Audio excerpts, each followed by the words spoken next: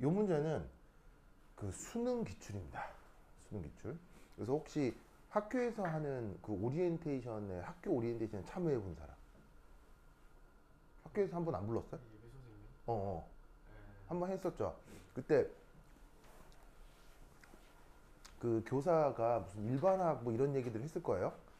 그게 어 이제 3월 달에 학교 들어가자마자 그 수업은 어떻게 진행이 되냐면 수능 화학부터 대학 교과 과정의 뭐 일반화학을 넘어서서 분석화학, 유기화학을 망라해서 수업이 그냥 한꺼번에 진행이 돼요.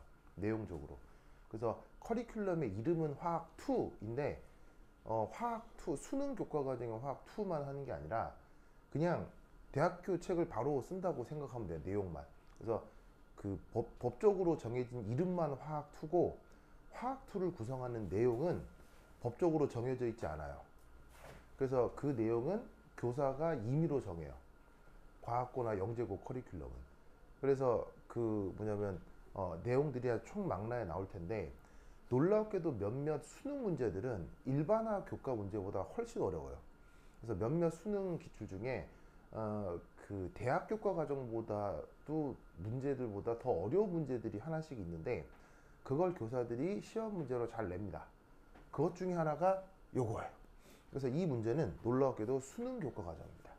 그래서 대학교에서 일반학 공부만 하는 사람들은 그냥 대학교에서 그냥 정식 교과 과정만 그 밟은 사람들은 이 문제 잘 못 풀어요. 풀려고 하면 되게 버벅대고 어렵거든요.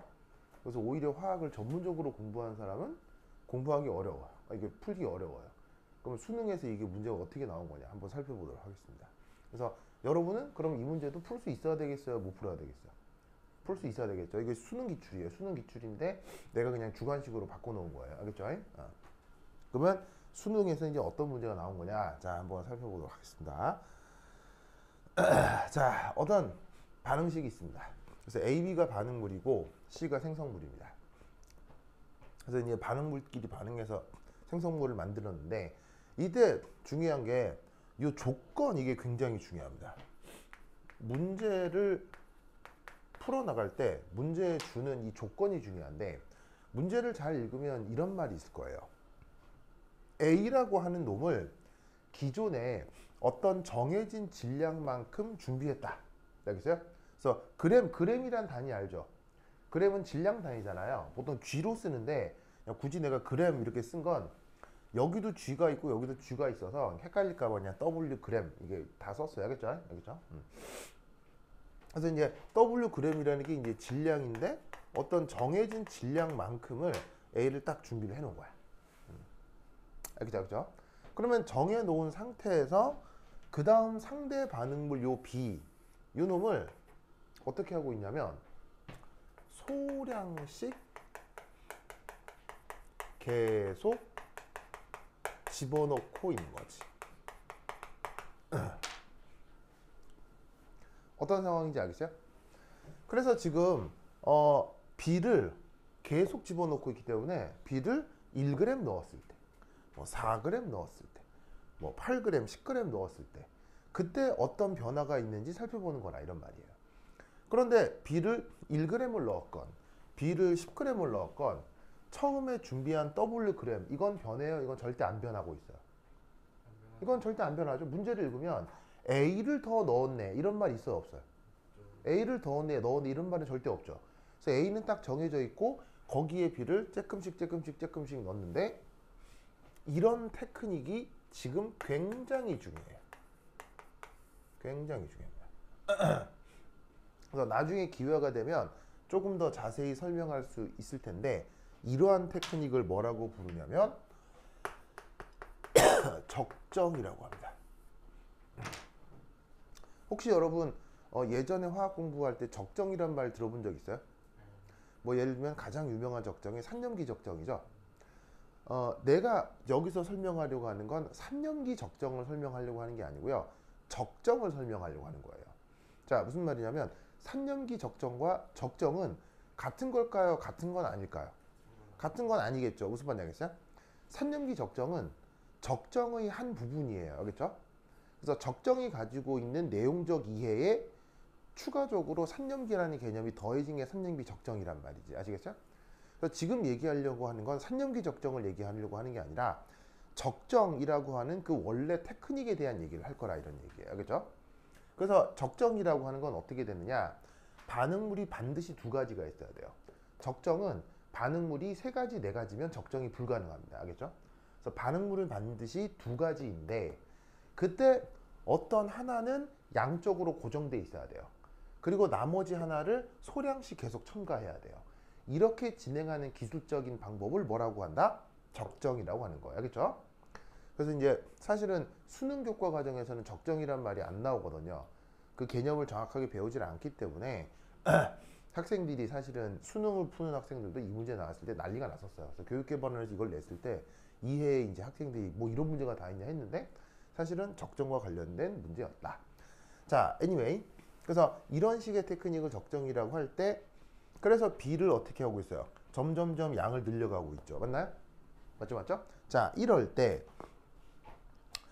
이 각각의 넣어준 B의 질량에 따라 나타나는 어떤 물리량들이 지금 제시가 돼 있어요.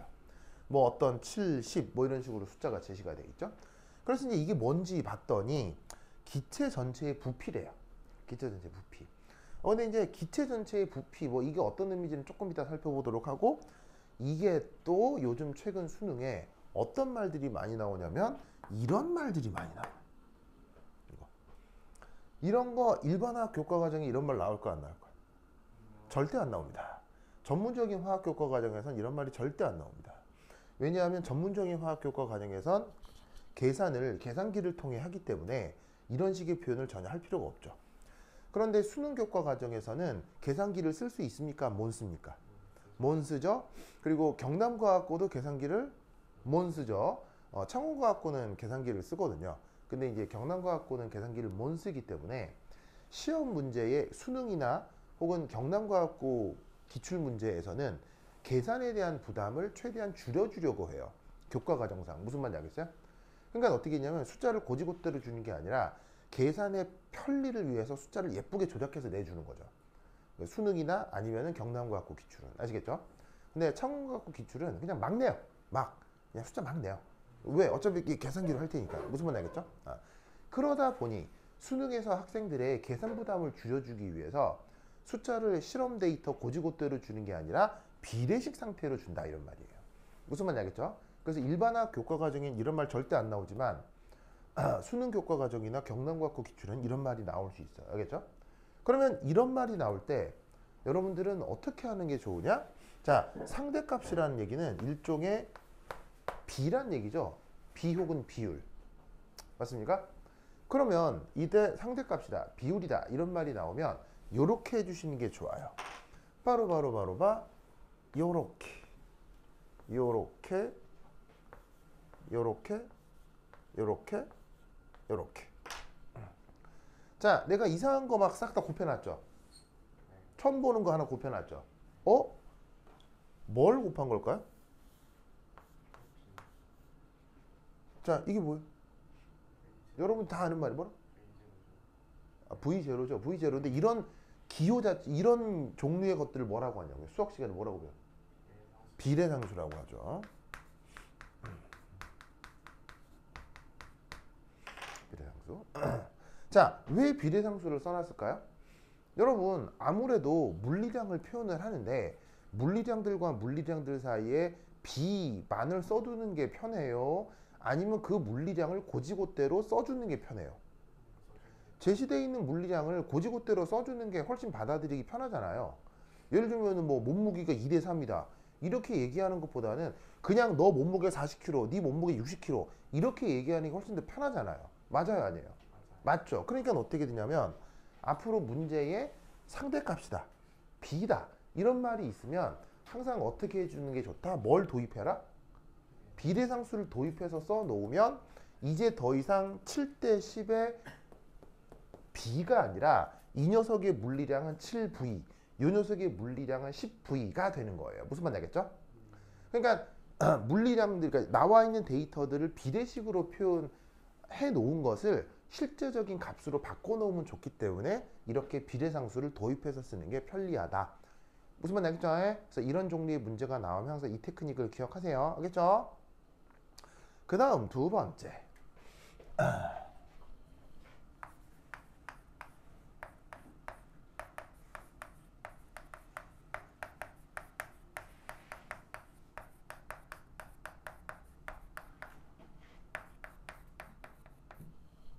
자, 문제를 읽으면 당연히 문제 그 텍스트 당에 이런 말이 있을 거예요. 온도가 일정하다, 압력이 일정하다. 맞아요? 나오죠. 문제 읽으면 나오죠. 그렇죠? 그럼 온도가 일정하다, 압력이 일정하다. 아, 이게 뭔 말이냐. 자, 우선 첫 번째 1. 지금은 모두 기체 상태죠. 맞나요? 자, 잘 보시면 A도 게스, B도 게스, C도 게스. 맞죠? 맞죠? 맞아? 그럼 어떻게 되냐면, 모두 기체 상태라고? 그러면 PV는 nRT. 저걸 적용할 수 있다는 얘기죠. 맞나요? 맞죠? 기체 상태니까 저걸 적용해보자. 자, 그런데 뭐하고 일정하다고? 온도도 일정하고 압력도 일정하고. 그럼 이 말은 무슨 말이냐면, 이거 일정. 이거 일정. 그러면 알겠죠? 알겠죠? 그러면 이 조건에서는 뭐라고 생각할 수 있느냐? 뭐하고 뭐가 비례한다? 바로 나와 있는 정보 중 부피 정보와 몰수 정보가 기체의 경우 비례하겠구나. 맞습니까? 맞아? 자, 그러면 이 말은 뭔 말이냐? 지금 여기 나와 있는 정보가 기체 전체 부피잖아요. 그럼 기체 전체 부피를 다른 말로 뭐라고 쓸 수 있냐면 기체 전체 몰수로 바꿔 쓸 수 있는 거예요. 등온 등압 조건이기 때문에 부피라는 말 대신 뭐로 바꿔 쓸 수 있다? 몰수로 바꾸어 쓸 수 있다는 얘기죠. 뭔 뜻인지 아십니까? 그러면 어떻게 되느냐? 부피가 7대, 10대, 16대, 20이면 그 몰수도 뭐가 될 수밖에 없다. 그 몰수도 7대, 10대, 16대, 20이 될 수밖에 없다. 이런 말이죠. 맞습니까? 왜? 뭐하고 뭐가 비례하니까요. 부피하고 몰수가 비례하니까요. 그래서 여기 나와 있는 부피 정보를 여기에 나와 있는 몰수 정보로 살짝 바꿔줄 수가 있다는 얘기지. 역시나 뭐를 도입하여? 역시나 뭘 도입했어요? 역시나 비례상수를 도입했죠. 뭔 말인지 알겠어요? 그럼 여러분, 기체를 부피의 개념으로 생각하는 게 편리해요? 몰수의 개념으로 생각하는 게 편리해요? 몰수가 훨씬 편하잖아요. 왜냐하면 몰수는 하나, 둘, 셋, 넷 카운팅할 수 있는 개념이기 때문에 이 부피보다는 개수의 개념이 양론을 풀어나가는데 훨씬 더 편리하다 이런 얘기죠. 무슨 말인지 알겠죠? 알겠죠? 자, 그런데 이때 또 하나 주의할 건 나와 있는 정보가 그냥 부피, 그냥 몰수가 아니라 기체 전체라는 것을 명심하셔야 돼요. 보이세요? 그럼 기체 전체라는 것의 의미는 뭐냐면 제시된 정보는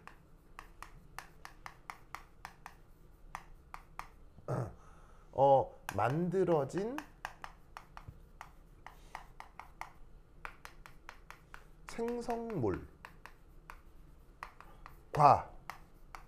여전히 남아있는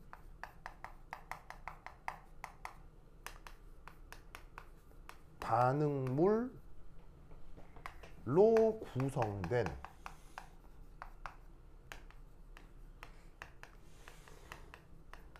혼합물 전체의 몰수를 의미하는 겁니다.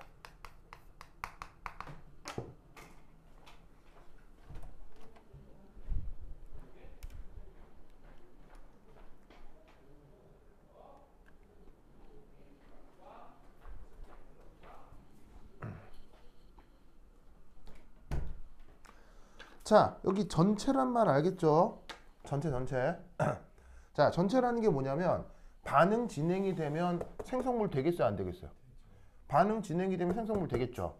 그런데 생성물이 다 만들어지고 반응이 끝나도 반응물 일부는 무조건 싹 없어져요. 반응물 일부는 일부 남아있을 수 있어요. 반응물 일부는 일부 남아있을 수 있잖아요. 그 남아있는 반응물과 생성된 생성물 그 다 더한 걸 기체 전체라고 한 거라 이런 말이에요. 무슨 말인지 알겠어요? 그래서 여기서 기체 전체라고 하는 건 바로 뭐다? 생성물, 반응물의 혼합물이다. 혼합물이라는 거 알겠죠? 알겠죠? 그것의 부피이거나 몰수이거나.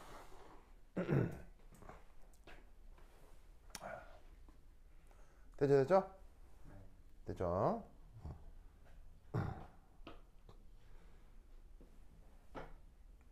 자, 쓰였어요? 됐죠? 자, 그러면 여기까지 이제 문제의 전 단계고요. 이제 나와 있는 데이터들을 활용해서 문제가 원하는 정보들을 한번 알아보도록 하죠. 자, 어떻게 한 거냐면요. 우선 여기에 있는 첨가한 비의 질량. 얘네를 전부 다 어디에 표시를 했냐면 얘네들을 X축에 그리고 기체 전체의 몰수가 됐건 부피가 됐건 얘네들을 Y축에 한번 그려보았어요. 그래서 어떻게 그린 거냐면 지금 1,7, 4,10 X라고 되어 있는 건 사실 알고 있는 거예요, 모르는 거예요. 모르기 때문에 사실 이거는 당장 써먹을 수가 없죠, 그렇죠? 그럼 얘는 됐고 그 다음 8,16, 10,20 보이시죠? 그걸 지금 콕콕콕콕 이렇게 찍어 놓은 거야. 됐죠? 그거 찍어 놓은 거예요. 그럼 이때 여기서 X축의 의미는 바로 뭐냐? X축의 의미는 첨가한 B의 질량 되겠고요. 자, Y축의 의미는 뭐겠어요? 자, Y축의 의미는 만약에 내가 이게 전체 부피면 전체 부피를 비례상수 V0로 나눈 거라고 Y축을 생각해도 되고 아니면 전체 몰수면 그걸 비례상수 N0로 나눈 거라고 생각해도 되고 무슨 말인지 알겠죠? 알겠죠? 뭐 이렇게 생각하나 이렇게 생각하나 달라져요. 똑같아요. 똑같은 거죠. 그래서 그걸 지금 1,7, 뭐 4,10 이렇게 도시를 한 거예요. 됐죠? 그럼 내가 이런 걸 왜 했을까? 이걸 왜 했을까? 바로 이렇게 해보려고요.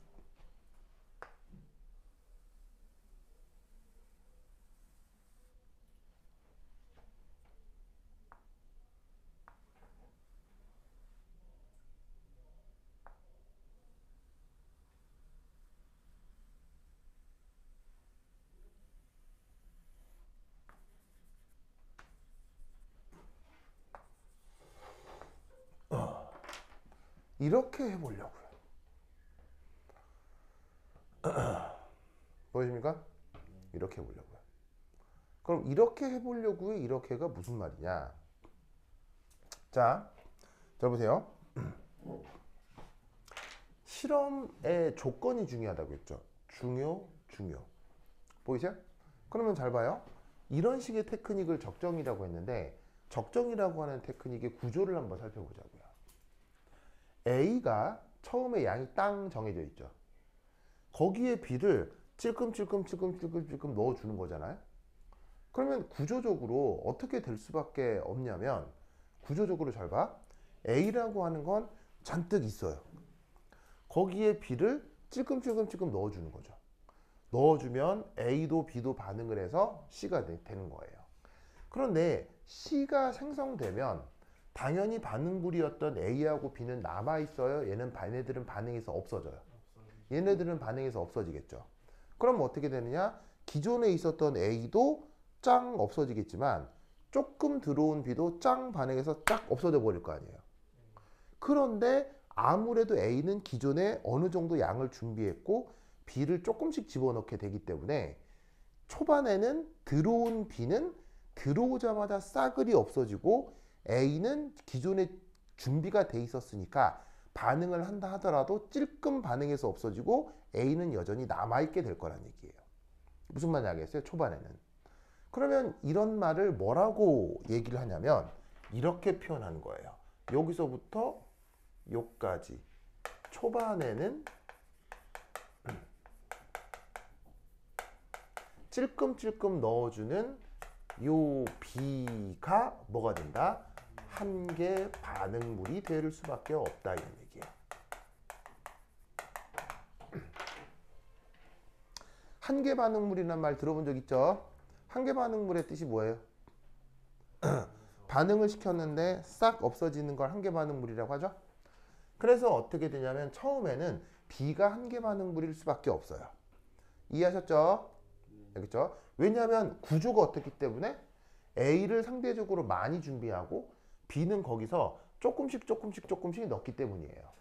그래서 얘는 조금씩 넣으니까 들어오자마자 싹 없어지고 들어오자마자 싹 없어지고. 그러니까 초반에는 B가 무조건 다 사라져 버리기 때문에 어떻게 된다? 초반에는 B가 한계 반응물이 돼버리는 거죠. 됐습니까? 자, 그런데 혹시 여러분 이런 말 들어본 적 있어요? 이거 뭐 서양 속담이라고 그러는데 가랑비에 옷 젖는다 이런 말 들어본 적 있어요? 그래서 가랑비가 오면 처음에는 좀 맞아도 가랑비라는 게 비가 세게 오는 거예요? 찔끔찔끔 오는 거예요? 찔끔찔끔 오는 거라 슬쩍 맞아도 이렇게 탁 피하면은 뭐 거의 안 붙잖아요. 근데 그 가랑비도 오래 서 있으면 어떻게 돼요? 오래 서 있으면 흠뻑 젖을 수 있잖아요. 그럼 이게 무슨 말이냐? 비를 조금씩 넣지만 어떻게 넣는다? 계속 넣는 거예요. 계속. 그러면 어떻게 되냐면 B가 들어와서 계속 반응해서 없어지고 반응해서 없어지고 할 텐데 마찬가지로 A도 찔끔찔끔 뭐 하게 되겠어요? 기존에 준비된 애 찔끔찔끔 없어지다가 어느 순간엔 얘도 어떻게 돼요? A도 짜잔 하고 없어져 버리겠죠. 그 짜잔 하고 없어져 버리는데 그것도 모르고 B는 계속 어떻게 될 거란 얘기예요. B는 계속 들어올 거란 얘기예요. 그러면 어떻게 된다? 후반부에는 A가 남아있겠어요? B가 남아있겠어요? 후반부에는 B가 남아있고 누가 사라지는 거예요? A가 사라지는 거겠죠? 사라지는 반응물을 뭐라고 부른다? 한계 반응물. 그래서 어떻게 되냐면 이런 적정 실험에서는 구조적으로 후반에는 A가 한계 반응물이 될 수밖에 없다 이런 얘기죠. 맞습니까? 맞아. 그러면 이때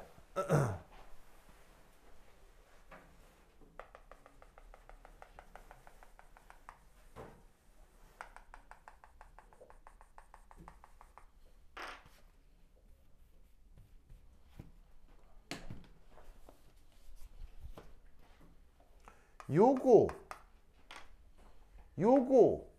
이거 뭐라고요? 이거 뭐라고? 크게 얘 이름을 화학 전문 용어로 당량점이라고 합니다. 당량점이라고 합니다. 자, 당량점 영어로 혹시 알아요? 영어로? 왜냐면 이제 앞으로 학교 가시면 영어 표현을 많이 쓰게 되거든요. 이런 단어 알아두셔야 돼요. 영어로 뭐라고 부르냐면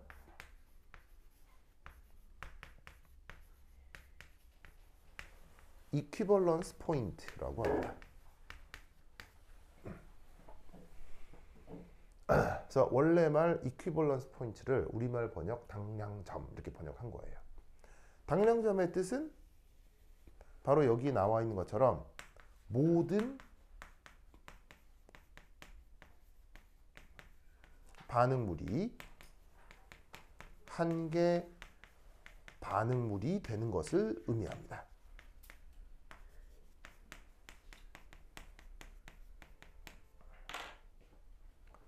자, 무슨 말이냐면 한계 반응물이라는 건 남아있다는 얘기예요? 싹 없어졌다는 얘기예요? 싹 없어졌다는 얘기죠. 초반에는 B가 싹 없어진다는 얘기예요. 후반에는 A가 싹 없어진다는 얘기거든요. 그러면 후반과 초반에 뭐가 있을 수밖에 없겠어요? 교점이 있을 수밖에 없겠죠. 그 교집합에서는 누가 싹 없어졌겠어요? A도 싹 없어지고 B도 싹 없어지겠죠. 그런 상황을 전문 용어로 뭐라고 한다? 이퀴벌런스 포인트라고 하는 거예요. 무슨 말인지 알겠어요? 그러니까 여러분 당량점이란 말도 화학 언저리 어딘가에서 배웠을 수 있어요.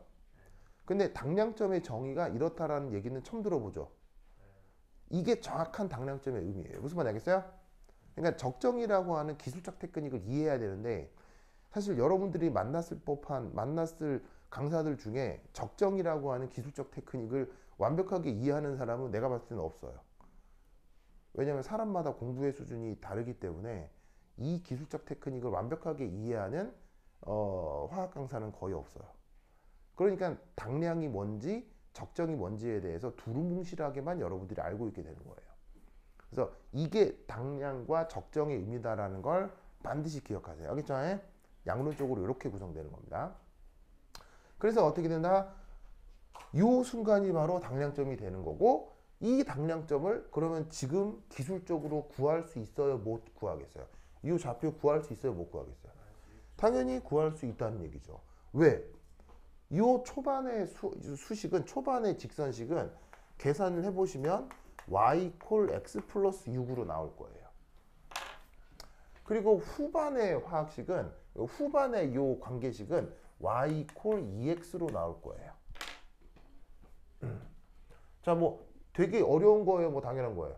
당연한 거죠. 자, 그러면 이 두 직선의 교점 구하는 거 수학 시간에 엄청나게 많이 해봤죠. 자, 몇 콤마 몇 되겠습니까? 바로 6 콤마 12가 되겠다 이런 말이죠. 됐습니까? 6 콤마 12가 된다.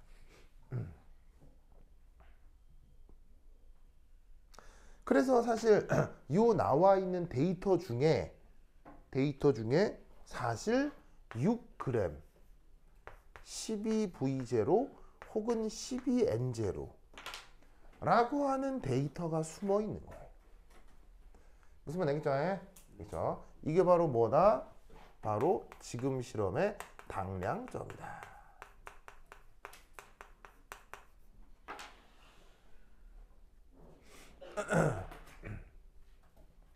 당량점이다.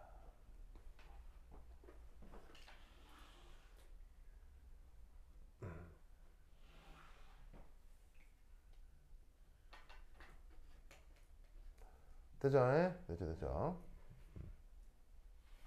그리고 이때 당량점의 특성에 의해서 이 12N0라고 하는 몰수는 여기엔 A한 혹은 반응물인 A 혹은 B가 포함되어 있어요. 여기에는 A하고 B가 절대 없어요. 여기에는 A하고 B가 절대 없죠. 왜냐하면 당량점의 뜻이 뭐냐면은 모든 반응물이 사라진 거니까. 그래서 여기서 12N0는 뭐겠어요? 자, no A and B. A하고 B는 없고 모두 다 C. 무슨 말 알겠어요? 모두 다 C인 몰수 12N0 몰이 된 거예요. 무슨 말 알겠죠? 그래서 이 12N0 당량점에서 12N0는 A하고 B가 아니라 오직 C만의 몰수가 12N0다. 라는 것을 알 수 있다는 얘기죠. 맞습니까? 맞습니까? 그렇다면 여러분 X 얼마라는 걸 바로 알 수 있어요. X가 얼마예요? 바로 얼마예요? 자, X는 잘 봐요. X는 그래서 전반부에 속해요? 후반부에 속해요? 후반부에 속하죠? 왜냐면 넣어준 질량이 7g이니까요. 그러면 7은 어디 있냐면 이거거든. 그럼 여기에서 뚜뚜뚜뚜뚜뚜뚜 하면 이거고 y 이퀄 2x 관계에 의해서 14. 됐죠? 되죠? 이거이 뭐다? x라는 걸 금방 알아낼 수 있죠. 그래서 이 자리에다가는 이제 14n0. 되죠? 이때 혹시 여러분 0일 때 얼마가 되죠? 0일 때 얼마가 되죠? 바로 요 녀석 이 수식의 x절편이잖아요. 아니 y절편이잖아요. y절편 값이 얼마예요? 6이네요. 그러면 아무것도 안 넣었을 때는 6V0이거나 6N0죠. 그래프상의 Y절편인데 무슨 의미일까요? 네, 초기 상태예요. 이게 무슨 의미일까요? 6N0. 이게 무슨 의미일까요? 크게. 그렇지. 무슨 말이냐면 B를 0 넣었기 때문에 반응이 된 거예요? 아무런 반응도 진행되지 않은 거예요? 아무런 반응도 진행되지 않은 거죠. 무슨 말이냐면 6N0난 초기 A만의 몰수가 되는 거예요. 아무런 반응도 진행하지 않았기 때문에 맨 처음 준비해 놓은 A만의 몰수가 된다는 얘기죠. 알겠죠? 그 A가 질량으로는 얼마였어요? 질량으로는 Wg이었잖아요. 질량으로 Wg이었던 녀석의 몰수가 6N0 몰이었다는 거예요. 왜냐하면 B를 아직 전혀 넣어주지 않았기 때문에. 무슨 말인지 알겠죠? 그래서 어떻게 되냐면 나와 있는 데이터가 되게 불연속적하고 그 다음에 데이터가 굉장히 부족해 보이는 것 같지만 데이터들과 데이터들 사이에 연관을 지으면 당량점도 알아낼 수 있고 초기 조건도 알아낼 수 있는 거예요. 이해하셨죠? 됐어요? 자, 그래서 초기에는 요게 오직 A만의 몰수고 당량점에서 요거는 오직 C만의 몰수고 무슨 말인지 알겠죠? 오직 C만의 몰수고 요거를 꼭 기억해 두세요. 자, 그러면 이제 요 그래프는 이제 크게 필요가 없어요. 이제 요 그래프에서 얻을 수 있는 정보는 끝났기 때문에 자, 이 그래프 지울게요. 자, 빨리 필기하세요. 당연히 내 교재에도 예쁜 그림이 있지만 필기를 남겨야 기억에 오래 남습니다. 알겠죠? 그리고 다음 시험에 오늘 시험 말고요. 다음 주 시험에 이거 또 낼 거예요. 숫자 바꿔서. 그러면 여러분 어떻게 하겠어요? 요걸 능수능란하게 풀 수 있어야 다음 시간에 이거 풀겠죠? 다음 시간에 낼 거예요. 이거 알겠어요? 다음 주 퀴즈 이거 낼 거니까 이거 꼭 필기를 해서 돌돌돌 문제 푸는 방법을 외워요. 알겠죠? 네. 알겠어요? 알겠죠? 알겠죠? 알겠죠? 자, 그림 지운다. 다 지운다.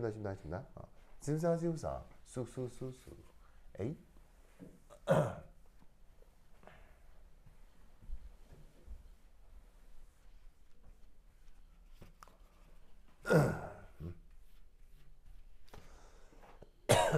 자, 다음.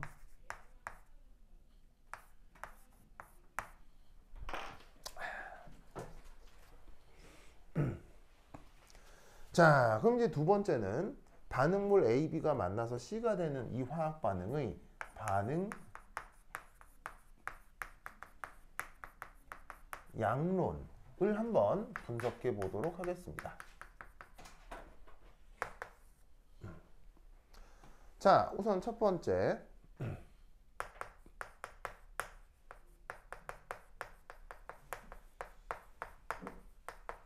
당량점 이유는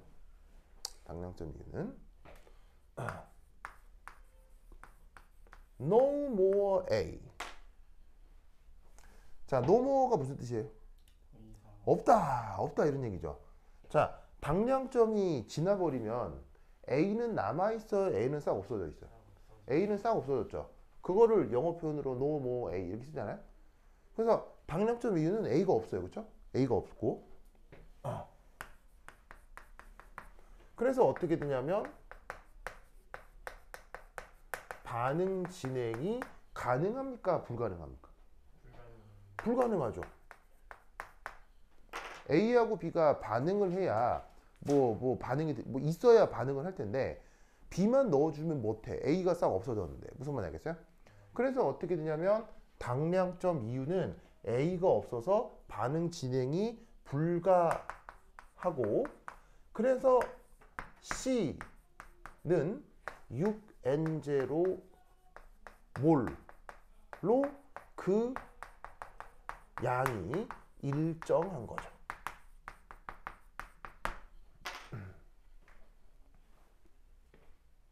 맞나요? 맞죠, 맞죠?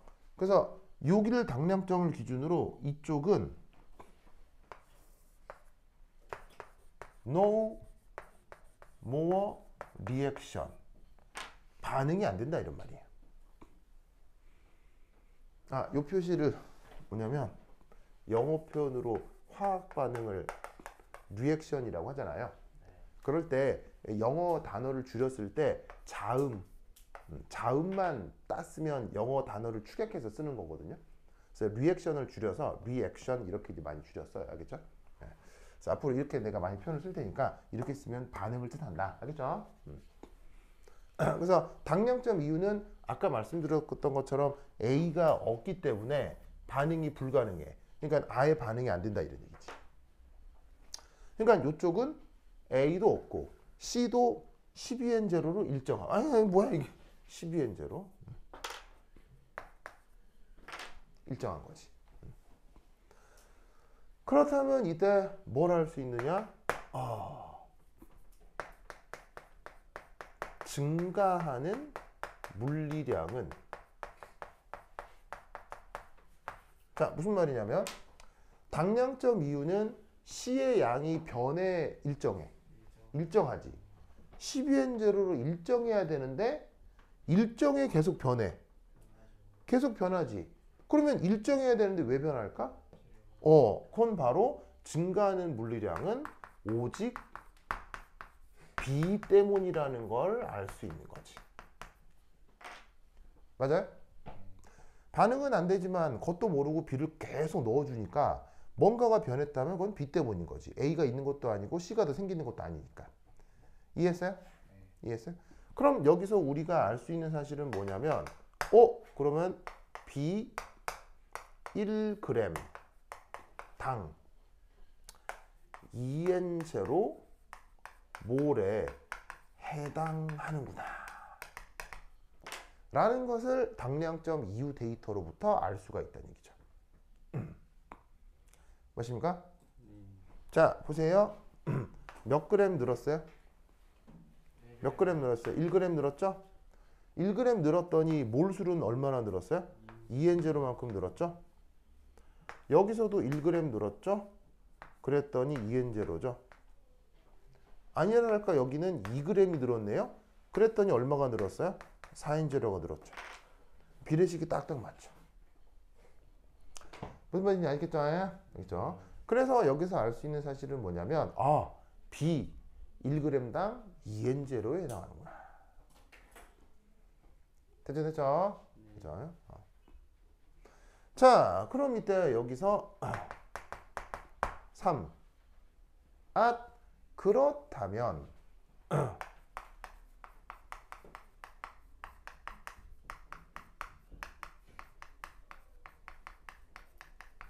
당량점까지 B를 6g 집어넣었죠.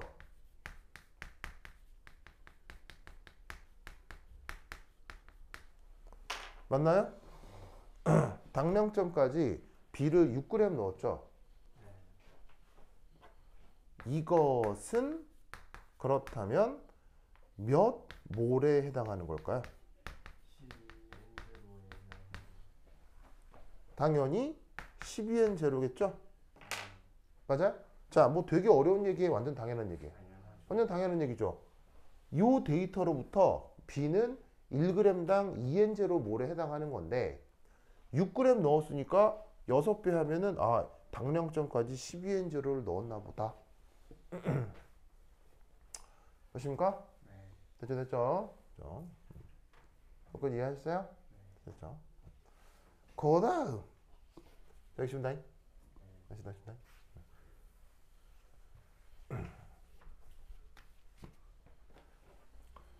이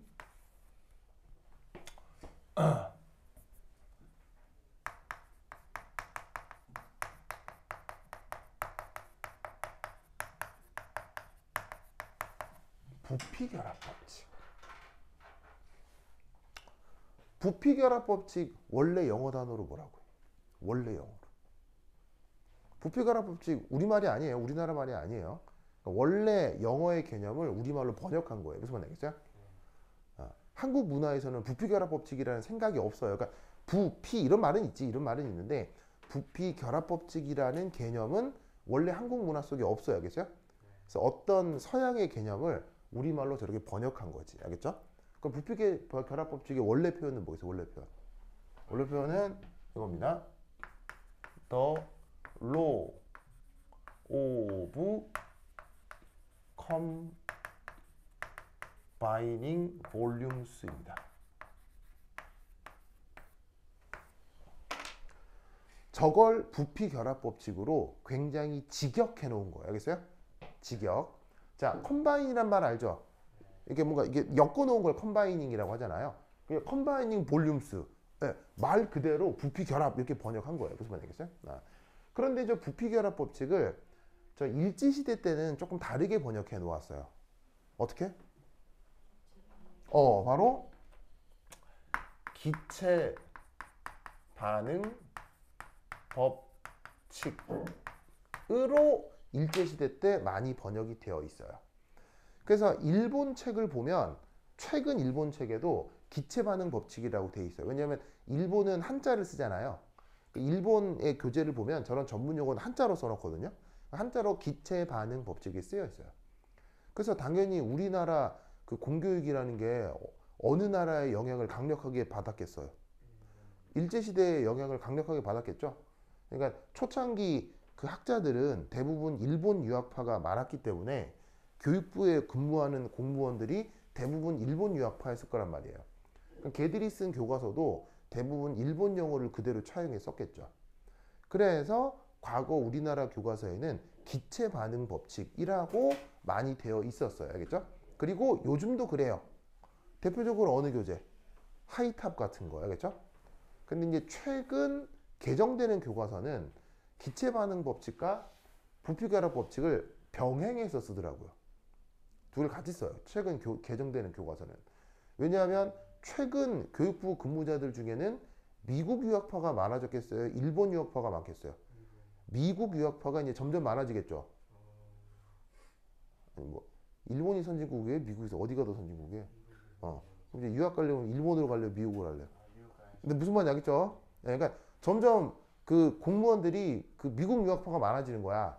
그러니까 책을 점점 미국식 용어로 바꾸는 거지. 알겠죠? 네, 그래서 번역도 미국식으로 따라서 부피결합 법칙으로 점점 바뀌고 있어. 무슨 말인지 알겠죠? 해방이 몇 년도에 됐어요? 1940 몇 년에 됐잖아요. 근데 아직도 이래요. 아직도. 네, 무슨 말인지 알겠어요? 그래서 나는 이런 걸 보면 아직 우리가 일본에게서 독립을 못했다. 라고 나는 생각해요. 아직도 이러고 있잖아. 아직도. 무슨 말인지 알겠어요? 그러니까 뭐 형식적으로는 뭐 독립국가라고 볼 수도 있겠죠. 형식적으로는. 근데 내용적으로, 문화적으로, 학술적으로 아직 우리는 일본에 종속돼 있다. 라고 나는 보여져요. 이것만 그런 게 아니라 학문 분야에 이런 게 되게 많아요. 되게 많아. 네. 너무 아쉽게도. 하여튼 그렇다. anyway. 자, 그래서 부피결합 법칙에 대한 얘기를 할 건데 얘는 뭐냐면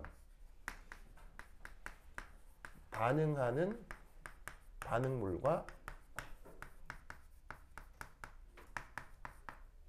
만들어지는 생성물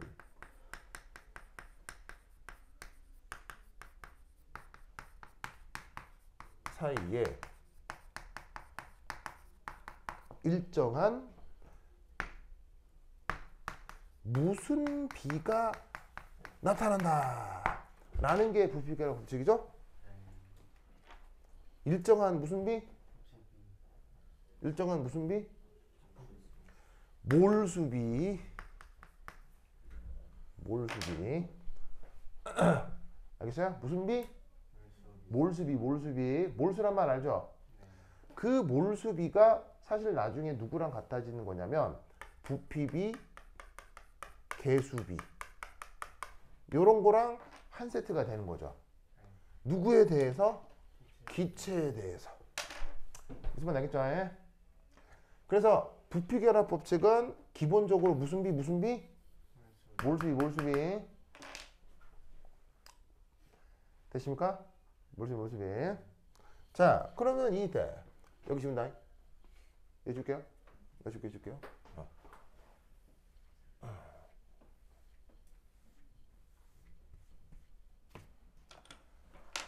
그러면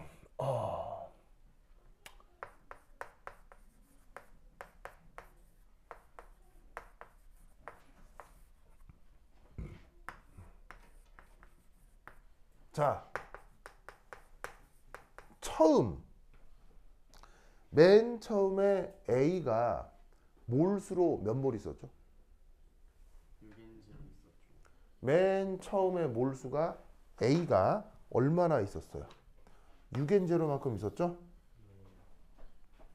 여기다가 6N0.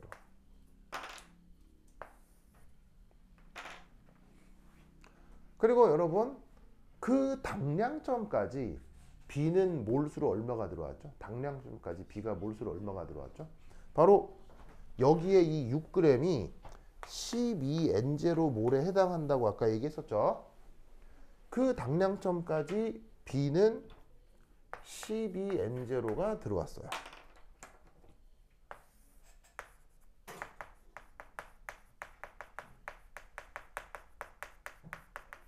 맞습니까? 맞죠? 자, 그럼 이제 반응이 될 거예요. 그리고 끝나겠죠. 그러면 끝이 나면 당량점에서 끝이 나면 A는 얼마나 남아있어요? 당량점이라면 A는 얼마나 남아있어요? 없죠. 당량점이라면 B 얼마나 남아있어요? 없죠. 그리고 그 당량점에서 C는 얼마나 생겼어요? 12N0가 생겼죠? 그걸 어디서 확인할 수 있어요? 여기요. 됐습니까? 자, 처음엔 C가 없었다고 치고 6N0, 12N0 집어넣었는데 00, 12가 됐다. 그럼 이 중간이 어떻게 반응을 해야 돼요? 이 중간이. 얘는 6N이 다 없어져야 여기 될 거고 12N0가 다 반응을 해야 없어질 거고 얘가 12N0가 돼야 12N0가 되겠죠. 맞습니까? 이때 이걸 뭐라고 한다는 얘기예요. 이걸 뭐라고 한다는 얘기예요. 이게 뭐예요? 이게 이거라고. 이게 부피결합 법칙이라고. 알겠어요? 무슨 말 알겠죠? 그런데 부피결합 법칙에 의해 그 몰수비가 무슨 비랑 같아져요? 계수비랑 같아진다는 얘기예요. 뭔 말인지 알겠죠? 그래서 어떻게 된다? 여기에 있는 6N0 대 12N0 대 12N0가 누구랑 같아진다는 얘기예요? 여기에 나와 있는 1대 B 대 C랑 같아진다 이런 말이에요. 알겠죠? 그러면 간단하게 계산하면 B하고 C가 각각 뭐라는 건 금방 알 수 있죠? 뭐하고 뭐예요? 바로 2고요. C고요. 됐죠? 2고요. 알겠죠? 2. 그래서 B, C 모두 2라는 것을 알 수 있습니다. 됐습니까? 됐죠? 자, 빨리 쓰세요.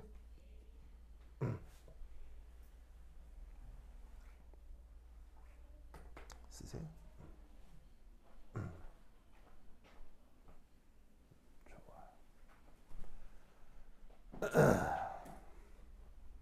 됐습니까? 됐죠? 자, 근데 아직 안 끝났어. 자, 여기 준다. 줄게요. 준다. 에이.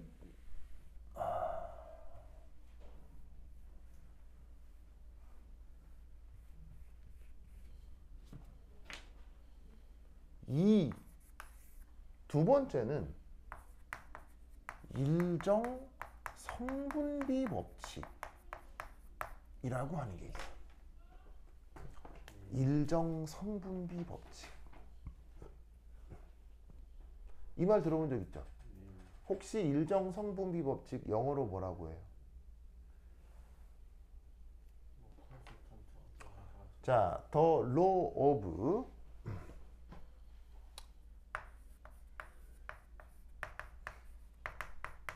definite proportion이라고 합니다. 요거를 일정 성분비 법칙이라고 번역한 거예요. 알겠죠? 근데 이제 영어 단어는 뭐 잘 모르겠다고 하더라도 내용은 알아야지. 일정 성분비 법칙, 없어지는 반응물과 만들어지는 생성물들 사이 일정한 뭐? 일정한 뭐? 질량 이키마스. 질량.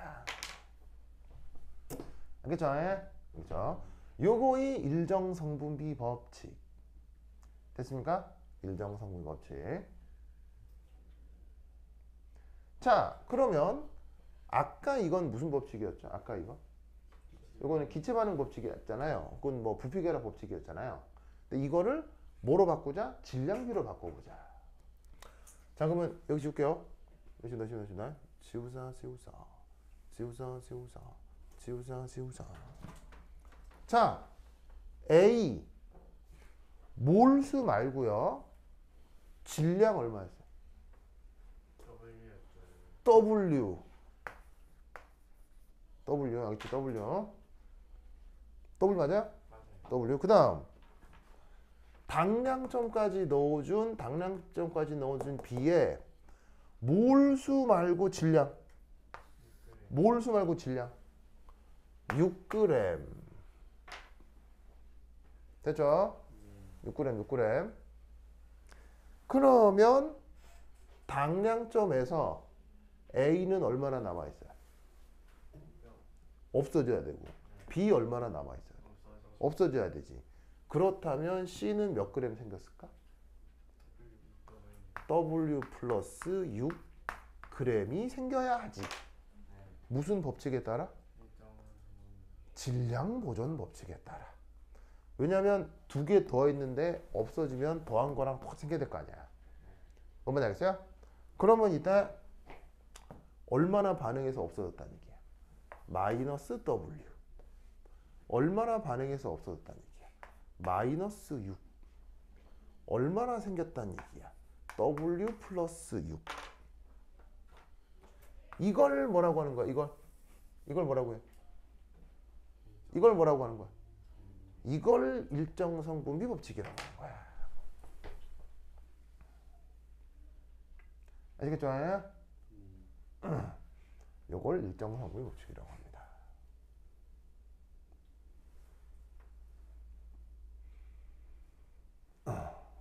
됐죠? 됐죠?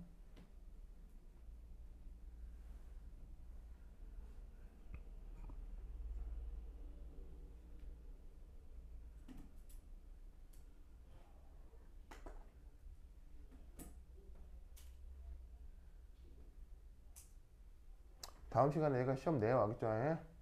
시험 내. 성적은 엄마한테 다 가요. 오늘 저녁에 발송해요.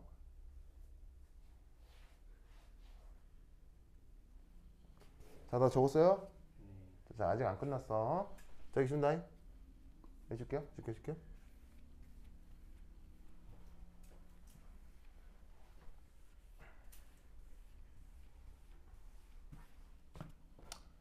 3.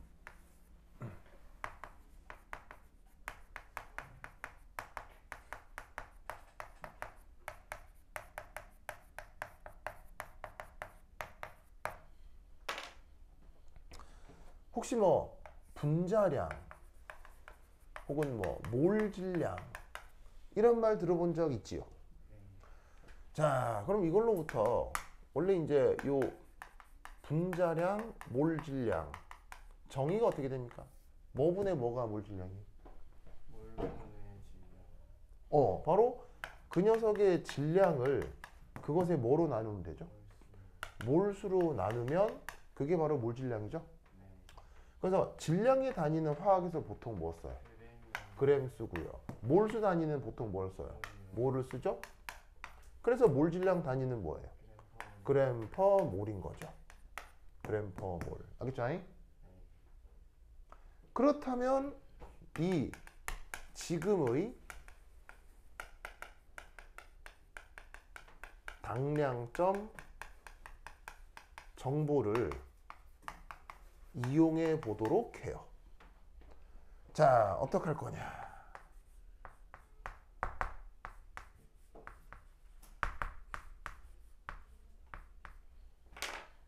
자, A, B, C는 여기서 언급하고 있는 A, B, C 요 물질들을 얘기한다고 치겠습니다.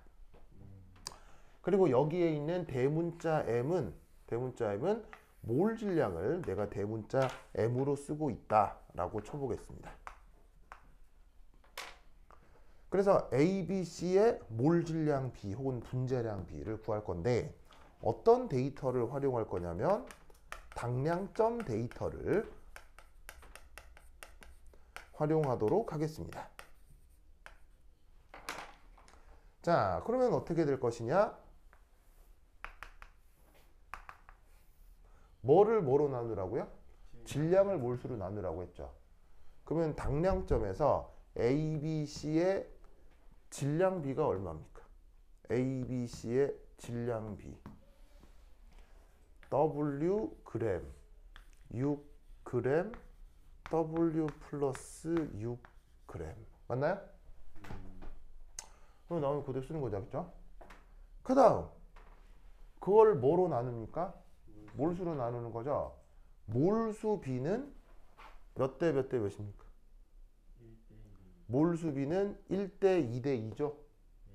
그러면은 그 말은 A가 만약에 N몰 반응을 하면 B는 몇 몰 반응해야 된다는 얘기입니까? 2N몰 반응해야 되고 C는 몇 몰 생겨야 된다는 얘기입니까? 2N몰 생겨야 된다는 얘기죠. 그게 여기 나와 있는 개수비 1대 2의 2의 의미가 되겠죠. 맞습니까? 됐죠? 그러면 이때 뭐 이상한 비례상수 있지만 비례식에서는 슉슉슉 약분이 되잖아요. 그럼 어떻게 쓰면 되겠어요? W 대 3 대 W 플러스 6 나누기 2. 알겠죠?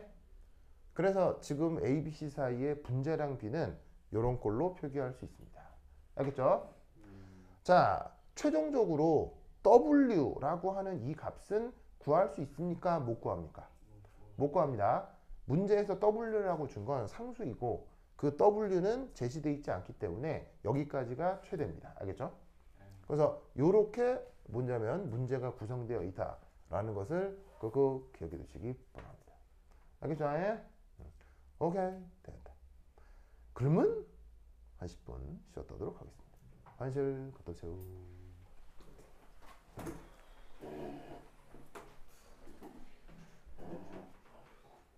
유성현